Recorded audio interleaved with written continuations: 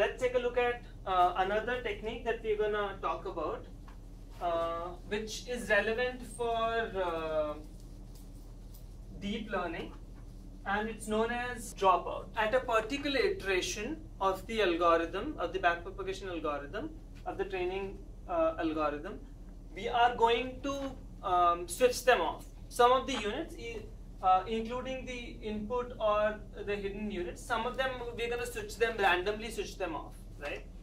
And we're going to train that particular iteration using the remainder of the hidden units and the inputs. We're going to pretend as if, you know, those hidden units and those inputs weren't there. We randomly choose these hidden units and these inputs, and apparently this technique works.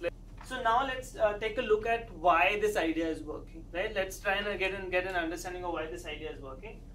And this idea works because it's, in a sense, works in a similar way as bagging. What's happening is when you switch off these hidden units and these inputs, this trains a model which was different than the remainder of the models that we're going to train when other units were switched off. So in a sense, we get all of these multiple models inside by just switching a few units off randomly. Instead of separately training many different sets, we... Is that for one iteration?